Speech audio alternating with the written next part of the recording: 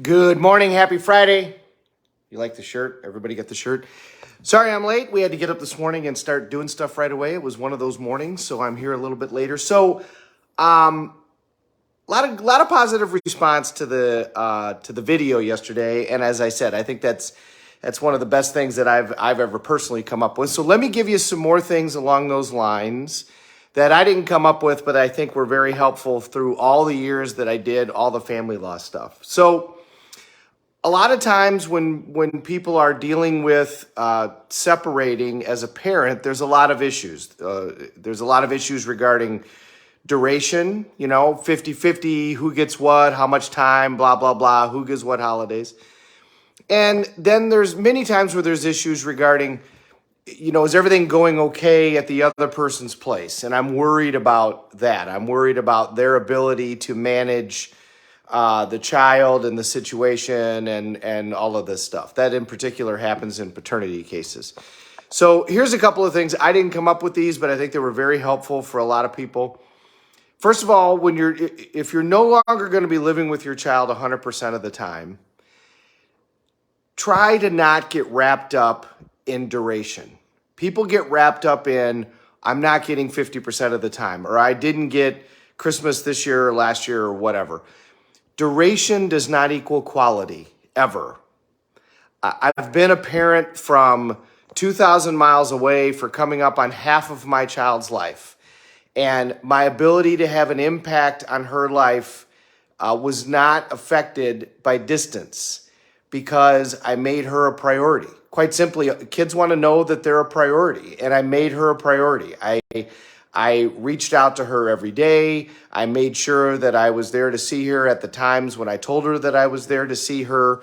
And when we did things, the greatest thing that happened with that separation is when I did have time with her, I was with her. I was present, and we enjoyed ourselves, and we figured out things to do. It wasn't just willy-nilly. I mean, we actually planned things, and we had rituals, and we built memories.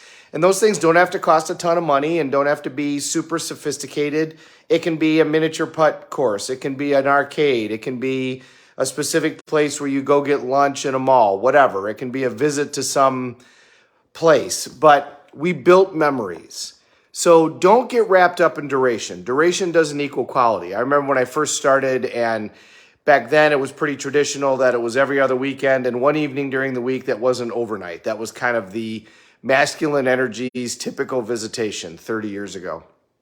And then when my generation came in, then that changed. My generation was like, we're just not going to accept that. Well, there was part of me that always thought the parent that had the every other weekend and one evening during the week actually spent more quality time with the kids than the other parent, because they had all week to get all their crap done, to grocery shop and do their laundry and pay their bills. So when they hit the weekend with their kid or kids, it was just about the kid or kids. Whereas the other parent, who was the residential parent back then, that was what we called it, they, never really got a break. They never got to catch up and just spend time with the kids because they were dealing with all of the other stuff. So the point is, if you're not with your kid 100% of the time that you are with them, be with them. Do what they want to do and be present with them and have a plan, build a memory, do something that they want to do and go do it and enjoy it. And then you'll be relevant in their life. Being relevant in their life doesn't have anything to do with duration, and it doesn't have anything to do with distance.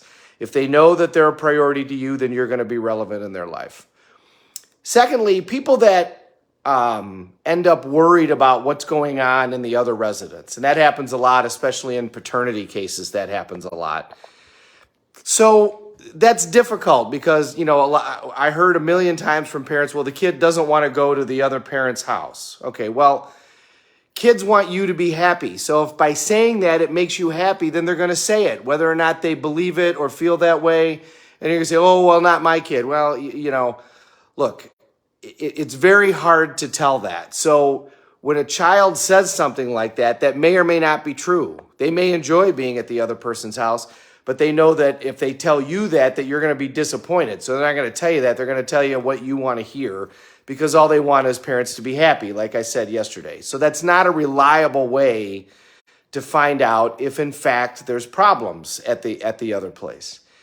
Here's a better way. And here's the other problem is if everything's going smoothly, but when a parent picks a child up from the other residence, they say, did everything go okay there? Was everything all right? What time did you get to bed? Did you get food? Well, if that's a younger child, say that's like a 7-year-old, that what's going to go through that child's head is, wow, if mom or dad is worried about me at this place, should I be worried about me at this place? And it's going to put a seed in their head that's going to cause problems. So here's a better way. If you have a younger child, so like 9 and under, and you want to know how things are going with them generally, here's a way to do it. When you put them to bed at night and you do the prayers or the 9 drinks of water or read the book or whatever your ritual is, everybody's got a ritual when they put their child to bed. Do the ritual. Then make sure the lights are out and just kneel down next to their bed and just be quiet. And they will tell you all their secrets. You don't need to ask. And if you ask during the day, you may or may not get a reliable answer. But if when you put them to bed, you just stay there and be present and be quiet and give them space, whatever is on their mind, they will tell you. So if something is troubling them, that's when they will tell you. That's when they will tell you under that safety of the blanket and the little bit of darkness and they're getting ready to go to their bed. That's when they will tell you if something is going on. So if you're in a situation, and this works with any child, so even if you're not in a situation where you're in a separated home, if you want to know how things are going with your kid, put them to bed and don't just say goodnight and shut the door. Kneel down next to the bed and do the goodnights and then just pause for a minute and give them some time. It won't take long, a couple of seconds, and then that they will tell you everything that's on their mind and you'll learn how they're doing. At the end of the day, if I had it to do all over again, my child is 25 and a half, my daughter's 25 and a half. If I had to do all over again, I'd spend more time with her, right? I'd be more present with her. I wouldn't have done some of the things that I did that took me away from her, because when you look back at it, you're like, gosh, it goes by so fast. I wish I'd have spent more time. So when you're with them, the more time that you're with them, the more time you're going to learn about them, the more time you're going to be relevant to them, the more time you're going to be present for them, and the more influence you're going to have, hopefully in a positive way. And remember, when it comes to influence, kids follow your feet. They don't follow your words. So if you say one thing and do another, all you did was just lose credibility with your child. If you tell them they should do something, it's got to be something you do too. Have a great day, everybody. Happy Friday. See Casual Friday for me. Thank you for watching. We're all in this together. Let's take care of each other.